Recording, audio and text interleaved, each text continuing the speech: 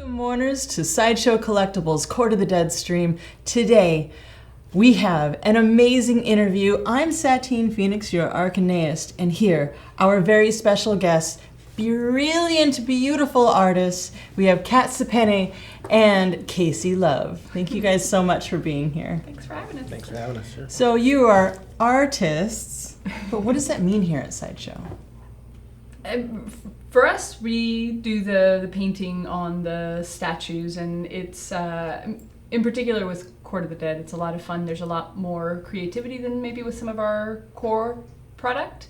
And so we get to work with Tom and the designers and the sculptors to sort of bring out all the elements that they've been developing all along the way in creating the statues so far. So. Cool. And so you both do the same exact thing, or you do different things? When it comes to the court stuff, Casey does a lot of the monsters and the creatures. He's great with the popping out colors and really kind of coming up with some unique designs for the paint design. And then for the most part, I'll do the female characters since I do all the beauty makeup and stuff like that. Yeah, we'll kind of, and some of them will tag team on, even with Tom. You know, he'll be a part of it, and then we'll be a part of it, and we'll work together on stuff. In fact, we're working on one together now. You know, that's like we're tag teaming it. Because Kat will bring more of the finesse with the females, like she said, and then the monstrous side is kind of my game, and then that's where I bring in that side of it. So. And that's Court of the Dead. It's a mix of the two, yeah. Beauty and macabre. So. Yeah, a lot of that in there. So. Yeah, a lot of fun. Cool. So why don't we talk about how you got here? Tell me your origin story. I'm gonna go first. Oh, me? Okay. I started out as just a mask maker, sculptor, mask maker, monster kid, like all the others you hear about, and like grew Halloween masks. Yeah, I grew up around Halloween masks. The '80s. I'm an '80s kid. 80s horror movies and stuff. So that then led eventually to from mask making to special effects and working in films, which is very similar to Tom's background. We both worked at the same shops, around the same people, with the same people. And then while I was working in effect shops, some of the dead times, that you would run into, I would get calls from Sideshow. I had a connection with the people here, and we all knew each other, and they'd call me to do a paint job here and there, and over the years that grew and grew a little bit more, and eventually turned into kind of some ideas that, oh, hey, maybe this guy would work out eventually as a full-time painter. Tossed that around for a while, and after a number of years, eventually once Court of the Dead started up and some other things, because I was very much a monster guy, I didn't have a lot of comic book background stuff to show. So, once things kind of panned out to the right level, when Sideshow was doing court and things were taking off with that, and I think it became a little more apparent, like, okay, this might work out with this guy. And Kat had a lot of involvement with getting me in here as well with that whole thing. So, eventually that's kind of how a quick version of how my road getting here. Cool. So you're self-taught, essentially. Pretty much, yeah. I mean, I use that term loosely because the thing is as you're growing as an artist, no matter whether you want to say self-taught or not. I mean, I think all artists have to admit, at some point or another, you've learned from others, and I still learn, in the paint room with Kat. All of us, yeah. We feed off each other and learn from each other, and you never stop learning as you go. And along the way, I've learned from many, many friends, special effects artists and people. So, but yeah, I did start out on my own, and then I went and I did do a few makeup effects schools here and there during my time to learn some basic mold making and stuff like that. But like sculpting and painting, pretty much self-taught on those things, just practicing basically, Cool. Yeah. Kat? It's so funny. I mean, my path to doing the same thing is so, in many ways, it's very different. I mean, I went to school for art, but my intention was to do animation. And when I got out of school, I went into animation. I was in heaven. I was like, oh, this is going to be great. It's going to be awesome. I was horrible at it. I really can't draw. And and I was working with professionals who'd been doing this forever and were way better than me. And then this like opportunity came up to work on the weekends at this like small prototype. This was in New York, and the opportunity came up to do some side work on the weekends at this little toy prototyping studio in Hoboken, New Jersey. And I was like, all right, I don't know anybody in New York, and I'm kind of an introvert, so I was like, all right, cool. Now I have 2 jobs. That's great. I can hopefully survive better in New York. It's expensive. And then just as time went on, the next show was coming up, and they were going to hire, and I was like, you know what? I really don't enjoy this. I don't enjoy animation the way that I enjoy painting these toys. They taught me and everything, kind of here's what you do, and it was so much more satisfying at the end of the day to say, here, I accomplished this thing, versus like in animation, it's like, I did this little bit that now there's 800 other layers after that nobody really sees what it is that any one person does. You're just part of the process. Yeah. Which, in many ways is awesome. It's just not what I was looking for. I wanted a little bit more personal satisfaction in what I was doing. So I ended up just ditching animation and doing toys that paid a lot less at the time, but it was working and I was satisfied. And I've just been working through the toy industry for 20 years now. Wow. Yeah. So I don't think a lot of people understand the difference between drawing and painting. Yeah. I mean, it's kind of, which is why doing this is perfect for me, because I don't have to draw anything. I can just paint, which I love to do. It's, if you're painting on a 2-dimensional thing, you need to have some illustrative skills to, differentiate foreground from background and composition and things like that. And I have knowledge of those things, but I feel like I've taken those things and brought them to sculpture, where you are thinking about the composition of the sculpture. You're moving the eye around as far as like where you have your brighter colors, or like one of the things that we do with a lot of our statues is we'll paint in the light. So that no matter what you're lighting, it always looks like it's lit from a light in a particular direction. It's one that we've decided that like that's the most flattering light for that statue. And so doing things like that, and you're sort of cheating it a little bit because maybe you highlight something that would normally be in shadow, but you want people to see it. You want people's eye to be drawn to that. And so it's a lot of what we do is taking those 2-dimensional illustrative concepts and taking them and bringing them into a 3-dimensional statue. It's not, for us, it's not just, you're not just throwing color on there. It's not paint by numbers. You're creating fabrics out of resin. You're giving people, you're forcing people to look at the statue in a certain way, just by where you pop colors, where you don't, where you throw in some shadow and things like that. So it's kind of sidetracked from the original question, but that's what makes it fun. It's, to me, it's taking those concepts and applying them to something that's totally different.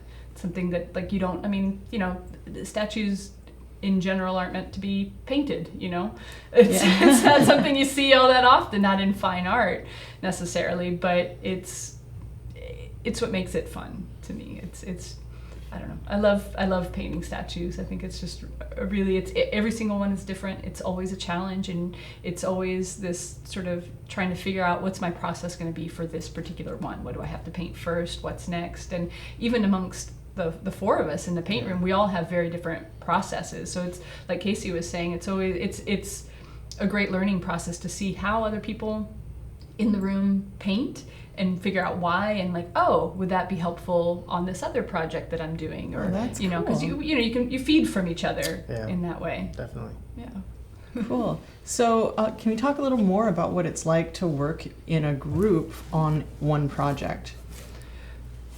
Yeah, I mean, we all 4 of us in the paint room each get our own projects assigned to us, but there's always the times that come up where we have to kind of group together. Maybe there's a deadline or a Comic-Con coming up or something, and we need to get this piece through in time. So we have those moments where we do have to collaborate together. But yeah, it's great in the room, because we all can work well together and focus on a game plan, and hey, this is where that person's strength is, let's give them that part, and this person's got that strength, let's give them that, and we can kind of divide and conquer that way, and it's nice because it's not competitive in the room. It's everybody acknowledges that everybody has different strengths, and when we need to split up a project, it's always really fun to be like, oh, it's okay, you do this and you do this, and then there's conversations of like, how do we merge those two things? Because everyone has a different painting style. So like, how do we get these two things to blend? Like, it'd be really cool if, one color kind of blended into the other, or, just different things. I mean, and sometimes like the death piece over there behind your shoulder, that's one where, it was a few years in the making. Casey worked on some of the paint. I worked on some of the paint. Tom worked on some of the paint. Yeah. It's been, that one was kind of an ongoing sort of thing. And so it with the court stuff, it always starts with Tom. Tom having a paint background. He has ideas of how he wants it. And then over the years, we've sort of learned to interpret what he vocalizes to like, okay, now how does that actually translate into paint? Yeah.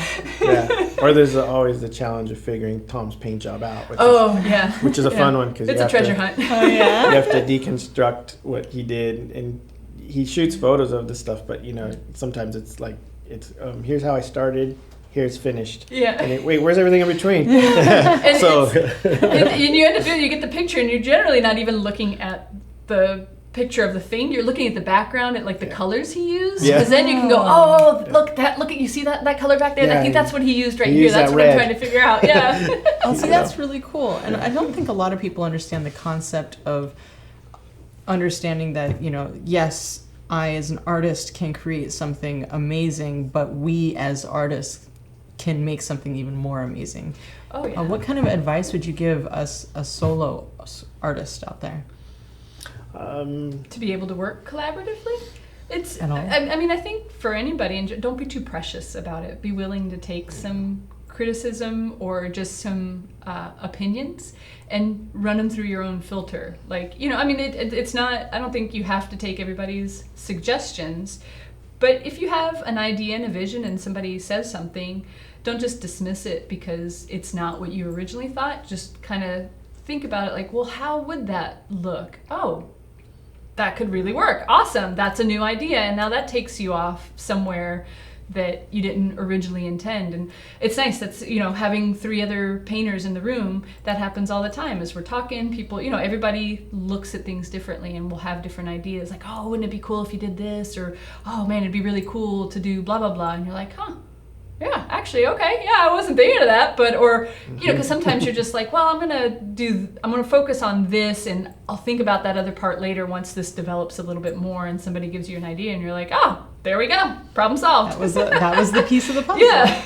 Yeah. I mean, anytime you're stuck on something, I'll yell out to Kat or somebody, Bernie or whoever, like, hey, what do you think about this or that? And there's always an answer, like a good, because chances are, when you think about it, each one of us has 20 plus some years, if not 30 almost, of experience doing it. So you add all that up, that's a lot of time, and chances are that somebody's either run into that problem that you're trying to solve, or they've done it before or whatever. Mm-hmm. So there's always good advice in that room, that you can just rely on. So that's like, it's kind of like really helpful to know that, because that you're never going to really be stuck. Because sometimes you can sit and look at a statue and just go, okay, I know what I'm going to do here, here, and here. But when I get to that, I'm not really sure what to do there. I've never done it before, because there is that challenge, Yeah.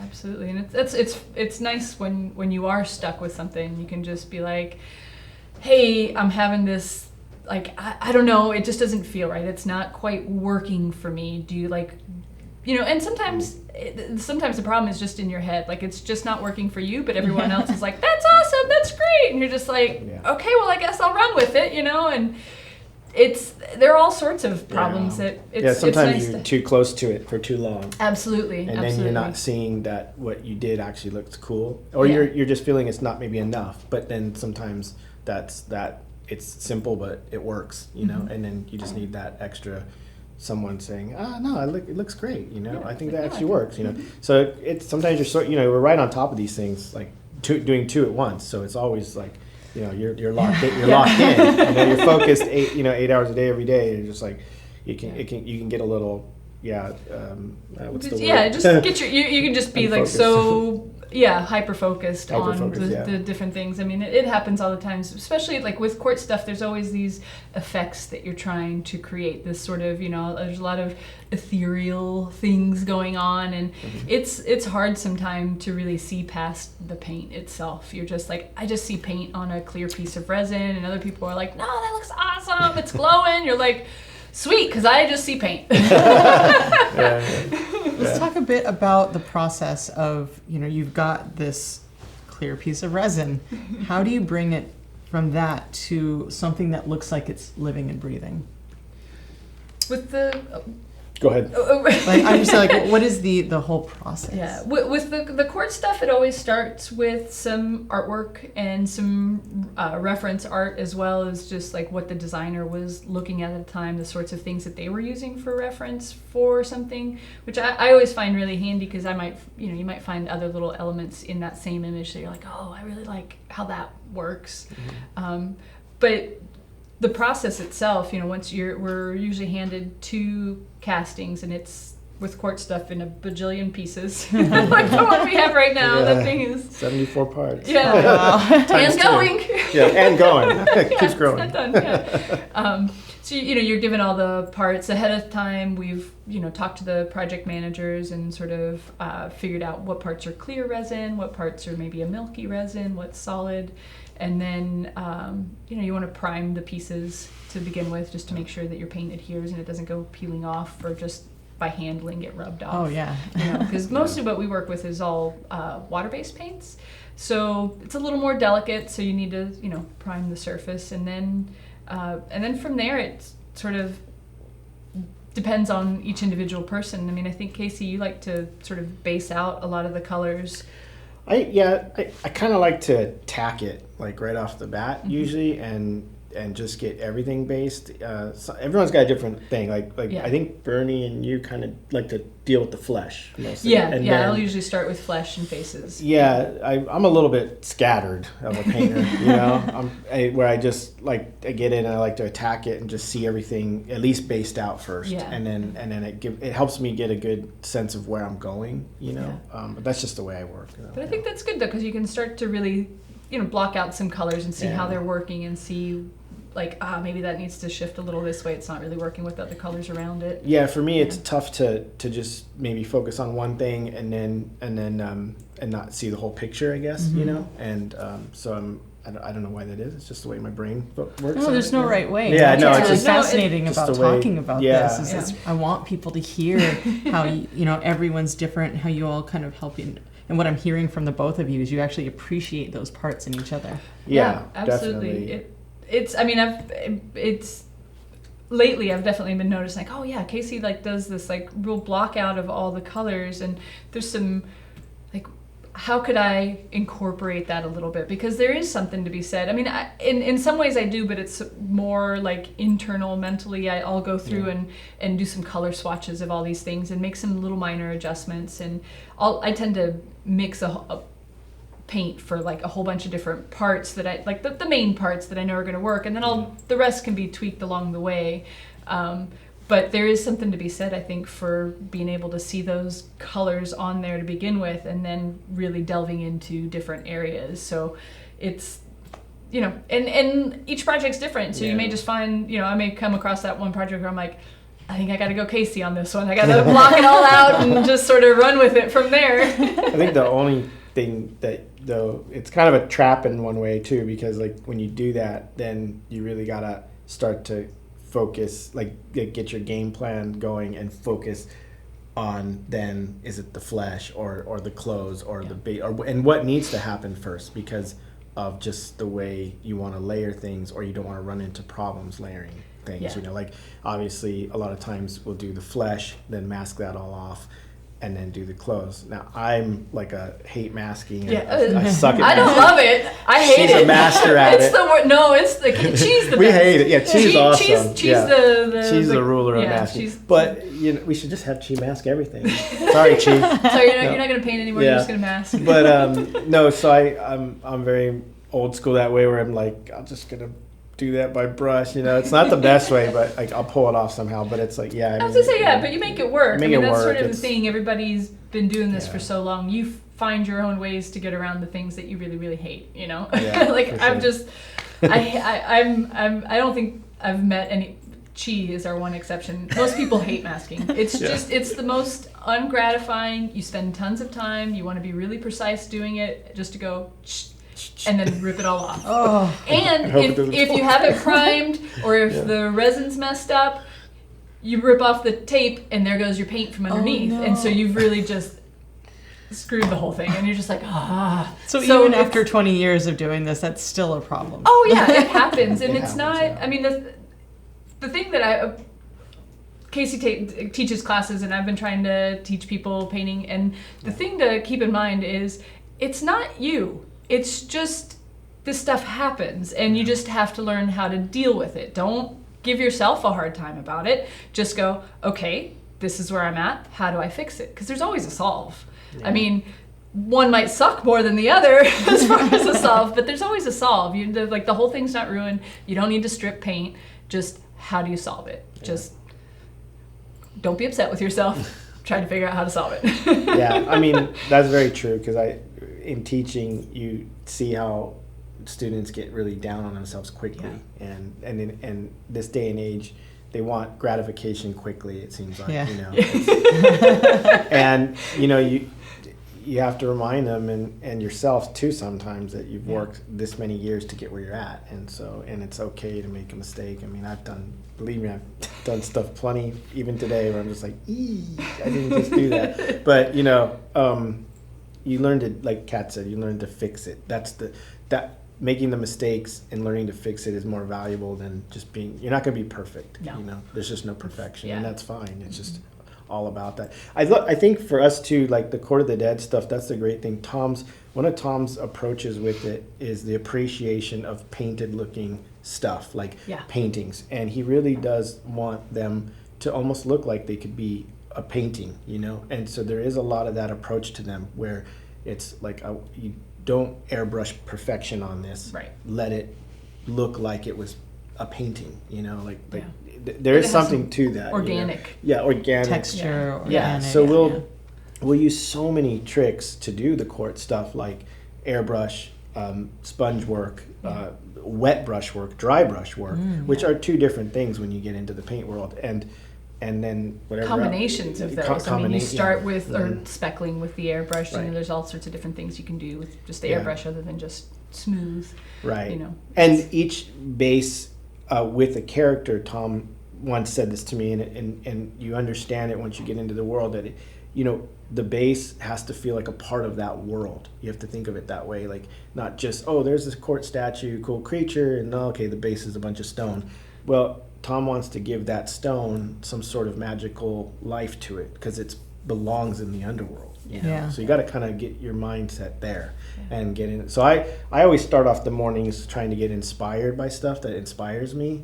So I might do a little internet search run and look up whatever that just gets me going, gets my engines going, and then I get to work, So it's a little bit of a slow engine start. But I didn't know that. That's smart. Yeah, no, it's. Well, it's if you a ever good look way to over and you kind go, what the hell is he doing? just He's on not Facebook. painting. I don't think that's work. Or it could be music. Like sometimes I just got to get the right music vibe going. Like today, I was listening to some like kind of ambient stuff, and it got me in the mood of what I was doing. That helps me get going.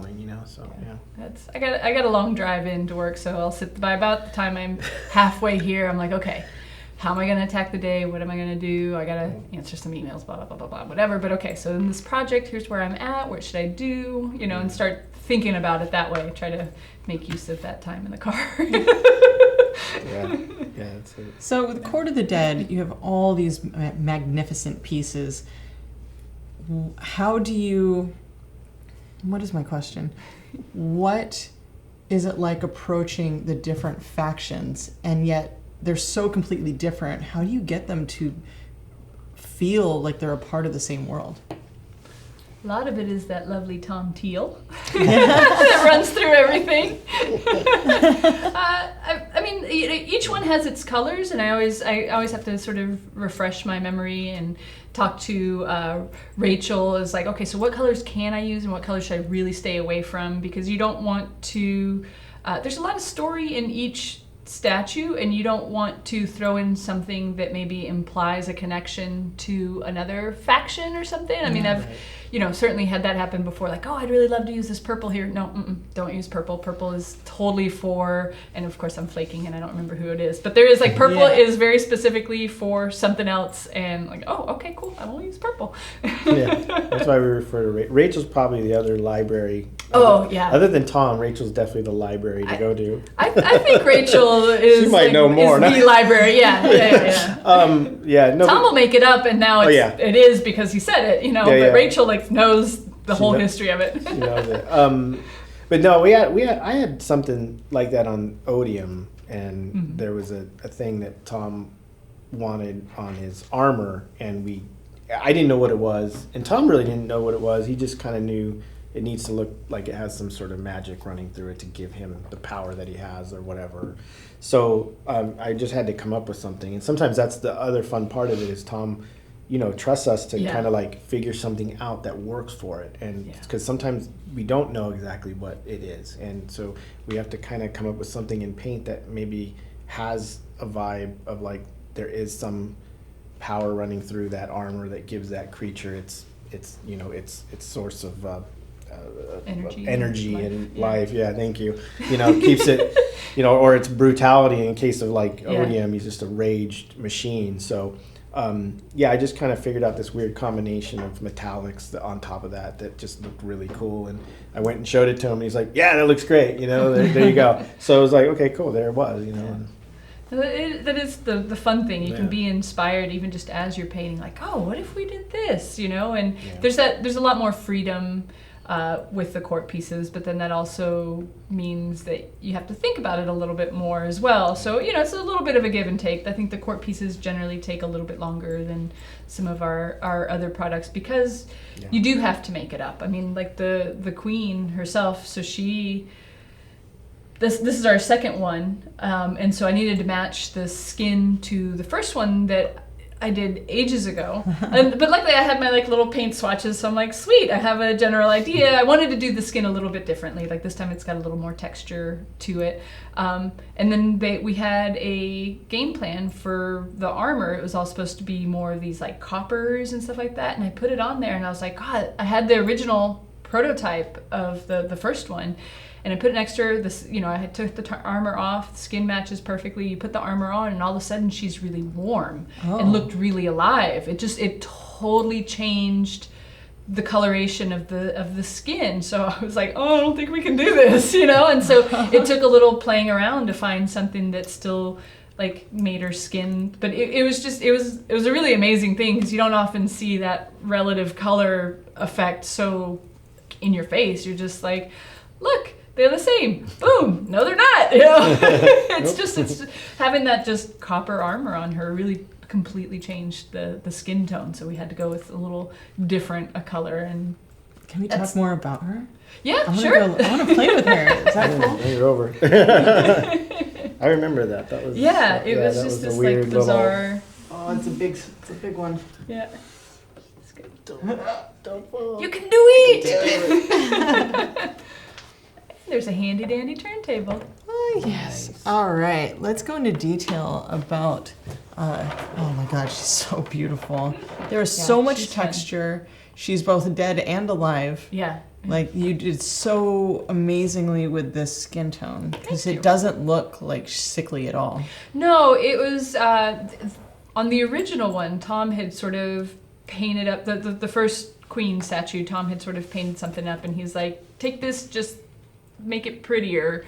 Tom's style is not one that's necessarily pretty, and which is what he wanted for, or elegant, let's say, which is something that he wanted for the queen. So I took that, but it was his original colors, this sort of creamy pale color with these purples, and then his favorite some Payne's gray in there, and it's this real mix of colors that there's just enough peachy color into the main flesh, but then all these like lovely purples and blues in the shadows. That it's fun to play with, because she needs to look undead but not like Elegant. yeah.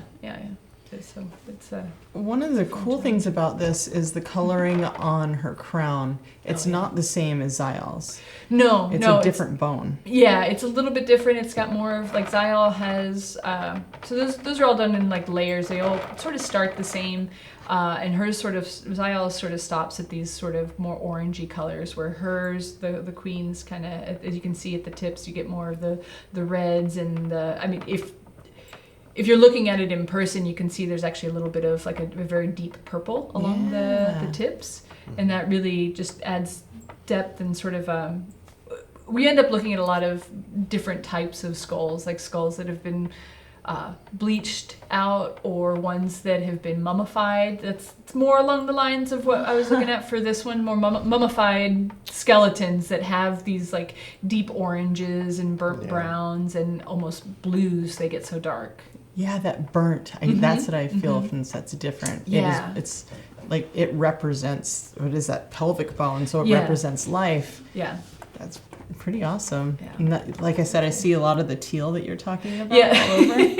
Yeah, Teal and it's Payne's really- gray. Yeah. What running made you through. choose this color red? 'Cause it's a very specific color. For the for that, it yeah. was again kind of harkening back to some of the earlier court statues. It's supposed to be she's taken this spirit etheria and picking it up and turning it into flesh, and so it's those similar sort of just like meaty flesh. I don't want to say rotten, because it's not. She's bringing these things to life. They're in the underworld. It's got this underworld etheria that's sort of at its core. That's the teal that's in the whole thing. But she's turning it into flesh, into an actual thing. And so you end up with some pretty horrific things on your computer monitor sometimes, like for color reference. Shouldn't have looked that up. Yeah. Oh, cool. And so another thing that I love about what you guys do are the details. I'm going to spin this around so you can see the back of her crown. Are those gems? Little blood gems back here? Yeah. So she's in the original one, and the original one on the base, she had these like little blood red jewels all along the bottom, and so I wanted to bring that in a little bit again, just to always want to reference the previous one. So she's got some little gems along there, because you've got the pelvic bone, but then you've got these metal bits that sort of hold it all in place and make it a crown. And so in those are these little jewels that I thought that'd be a nice place to pop a little bit brighter red, a little less orangey a red, something more gem-like, yeah. Yeah, so I don't think we can catch this on camera, but they're hidden all over. There's like little ones here, there's some up inside of the crown. I think we could, There's, let's see, Oh, you had one in the shine in front. there. Yeah, there you go. There That's a good one. Yeah. You Like can right see it in the there. in the And then you can sides. see from that shot, you can see a lot of the teal running through her crown as well. There's little washes of it in the crown. To just and it's all along the collar too. Yeah, the there's so reds. much depth and texture in these.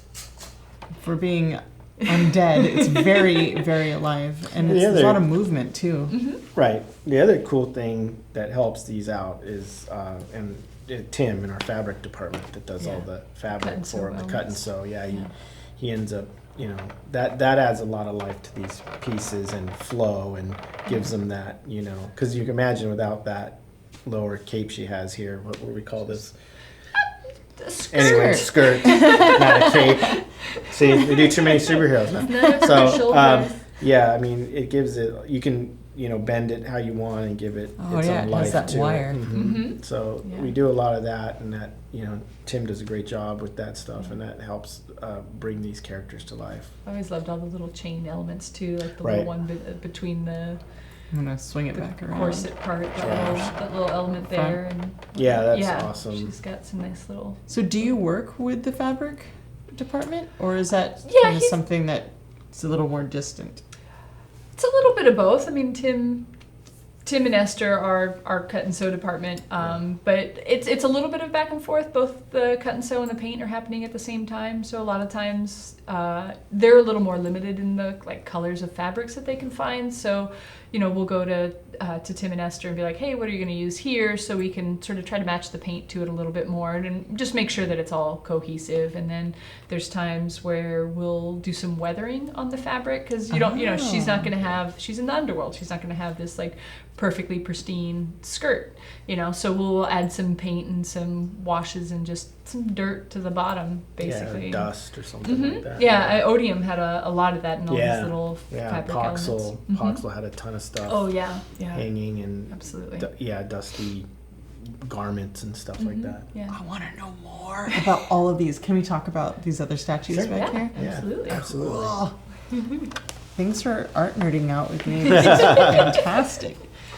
Because it takes so much to create these beautiful pieces, and I'm really happy to share that with everyone. Thank you. It's nice that we kind of work in a little bit of our own hole sometimes, and you don't really know how much people are interested in just what it is that you do, and so it's always... It's our paint cave. Yeah. The brightest cave in the world. The brightest cave in the world, yeah. Oh my gosh, there's so much going on here. Malabestros is... that's a heavy hitter. All right, this guy is the wackiest of all the characters. Yeah. There's a lot going on. It looks like he has elements from all the factions. Yeah. All right. I don't even know where to start. We've got some clear plastics here. We've got very, very opaque, bright white and black, and then a whole range. So I don't. Where do we start? I mean, he's like, the librarian, the keeper of things in a way. Not a librarian. That's probably the wrong term. Yeah, no, but he is. He's kind of the teller of things, yes, and thank you. He's ripping apart this scroll of hell and angel and hell, like heaven and hell. There you go. Yeah, I mean, this one's obviously very vibrant, colorful thing, and Rachel did the original color mock-up for this, and Tom actually also had some. I think he did the base on it or something, or he established some of the candles and things on it, and then I ended up doing the paint on the statue in the end, but basically. It's one of my favorites. Yeah, he's like the Jester, teller of tales and all that. I don't want to say anything wrong here, but yeah, I mean, and I'm sure most people have seen by now. He has the swap out face, the skull face, or this face that you see, which is the one you see the most, I think. But yeah, I mean, this one was a lot of work. This guy, it was a lot of fun though. Yeah. And then actually, the cool thing about this one too, which is a tricky thing, a lot of people I don't know if they know about is, and Kat helped out on this quite a bit on the scroll, the decals that are running through that we do. That's how we get all the writing. Yeah, all that writing on there. Oh, you can which see are that tricky. right here. Yeah, you have to line that stuff up and get it to look right. And in theory, it always sounds really easy, but then when you're trying to it's like trying to wrap something in a piece of paper, and you're going to get folds and wrinkles, and it just. Yeah. But. Wow, every statue sounds so precious. Yeah. Nobody touch it, but also touch it because it's so there's so much texture on here. Yeah. I'm looking at this beautiful, I don't know what kind of hat, this Jester hat. Jester hat, yeah. But why did you choose this matte against this very shiny, bloody skull? Well, in the artwork, that's kind of what they were going for, and it's kind of like a dark bluish black tone, and then you've got the white, but it's kind of dingy and dirty if you look close. It's probably brighter on camera, but if you look close, there's some weathering to it. I don't know what the red skulls mean exactly, but in the artwork, that's what we had, and they kind of got like a burnt layer on the very high points of them. Bring in some elements of the flesh faction. Maybe probably. the flesh faction, that would be a good guess there. I don't know. I mean, that was never really discussed with me. But in the original because a lot of times we'll work from a 2D piece of art that has at least some coloration on it that we can kind of go off of, on each piece that we do. In this case, Rachel did the coloration of that, and actually Kat did paint the scrolls too, right? Oh yeah. Didn't you paint That's those? right. It was, yeah. Yeah. Like a day before Comic-Con. Yeah, like the day before was- Comic-Con. yeah. No, this thing got glued together the day before Comic-Con. Yeah, he was and driven down to down, Comic-Con. by Jesse. But yeah, this was another kind of tag team, really, in a way. But yeah, this one was a lot of fun, a lot of elements and stuff to them, and all the little books down below, and there's little coins and keys, and there's so much going on with this guy. And then the cut and sew again from Tim's team. It's just when you get it all together. Yeah, and you're hiding. There's so stuff. much more. Can I pull that off? I think so. I think it's a magnet, but there's he has some Totally, armor. it's in the back. No one will know. He has some side armor. There you go. Yeah, I found it. Oh, that's a big piece. Yeah, this is cool. That's just hiding, and it's actually hiding under the cape. Yeah. That's awesome. So, talk a little bit about why you decided to paint this one this way. I see a lot of muted colors on the bottom. There's a lot of pushing and pulling of the eye artistically on here. I'm not sure what the call was between, I'm sure a lot of this was Tom's idea of things, and then that got folded down to Rachel, and then Rachel, or both vice versa, working back and forth for them to figure out what his look is. And then by the time it gets to the paint department, like I said, we have a 2D idea in front of us, and then there's things that, when I look at that, that's our job, is to kind of figure out how best to not only bring the character out, because when you're doing a 2D paint up, it's very different than 3D and actual painting. So you have to bring out the character. You don't want to lose anything. You want to bring everything out, but you also don't want to lose focus. And this is a tough one because there is so much going on. You can lose focus on the character's face or whatnot. So I think being bold in areas was helpful, and then along with the muted base, it sort of all drives up to this point that you have, and I think that's where this works.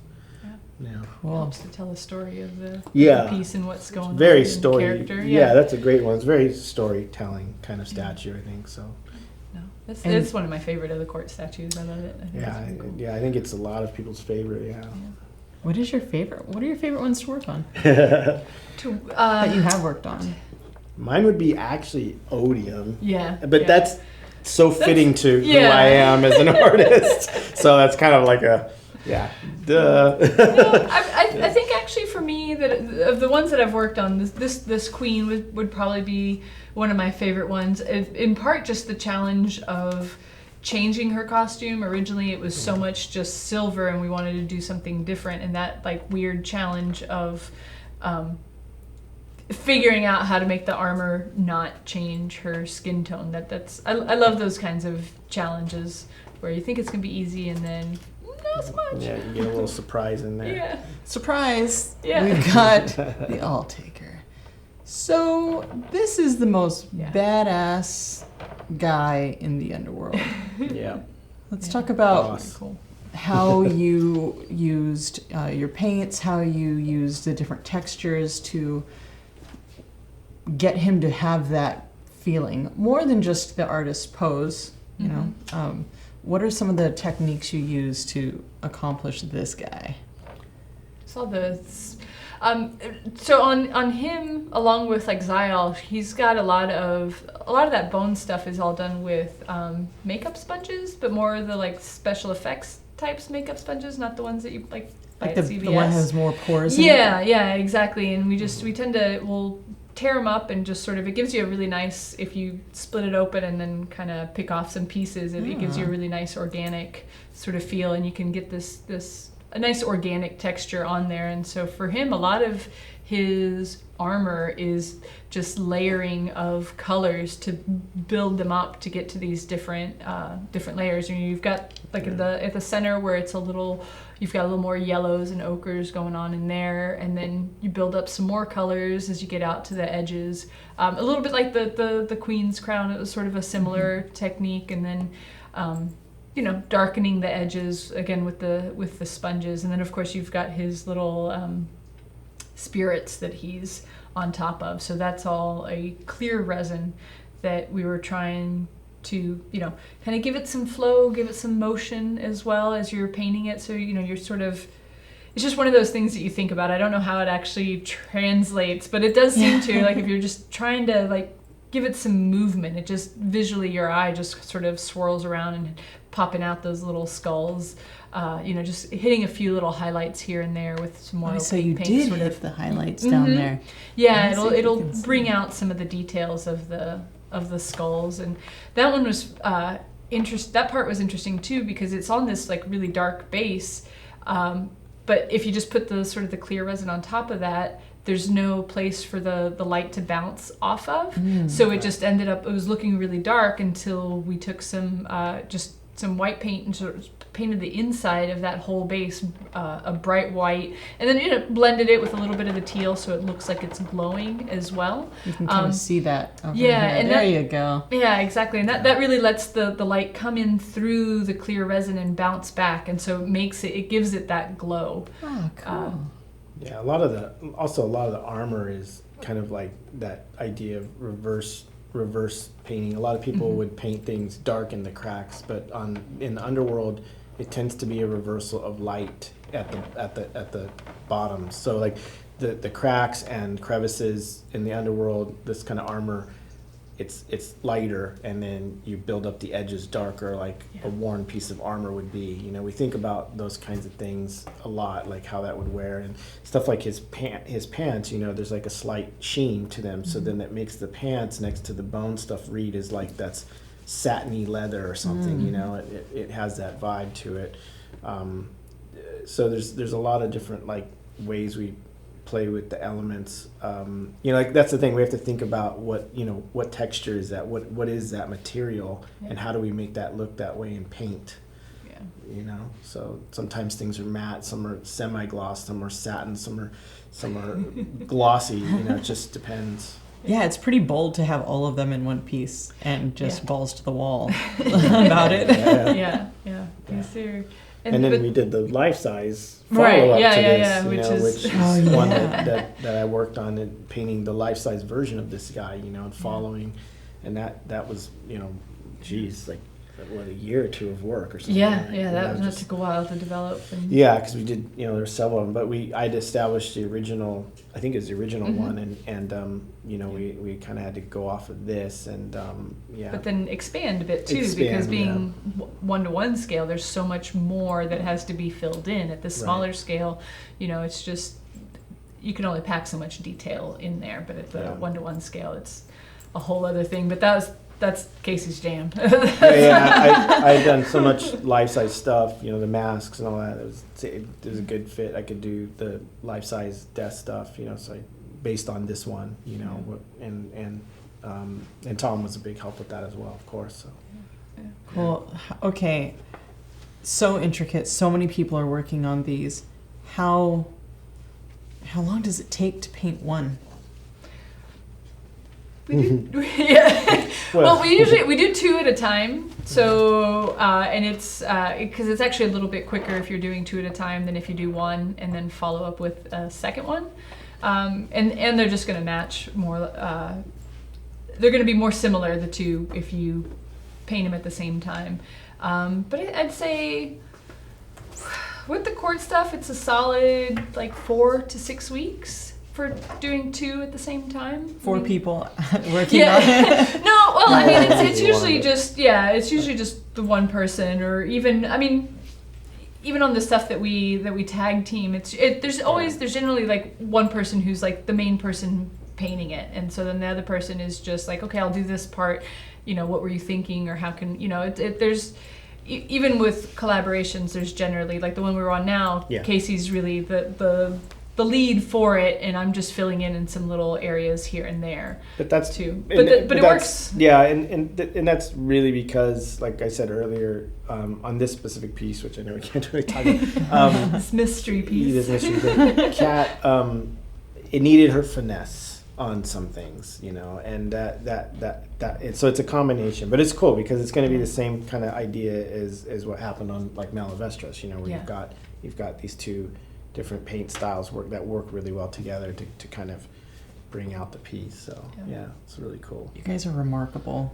Thank you so Thanks. much for being here and bringing the undead to life. Thank you, wonderful mourners, for joining us here on the Court of the Dead stream with Kat Sapene and Casey Love. I'm Satine Phoenix, your Arcaneist, and we'll see you again on another Court of the Dead stream. Thank you. Hey, did you like that video? Be sure to subscribe by clicking the S icon on your screen and click that bell icon to be notified whenever a new video is posted. If you'd like more info on the items featured in this video, click the link provided under Product Info. Thanks for watching, and don't forget to let your geek side show.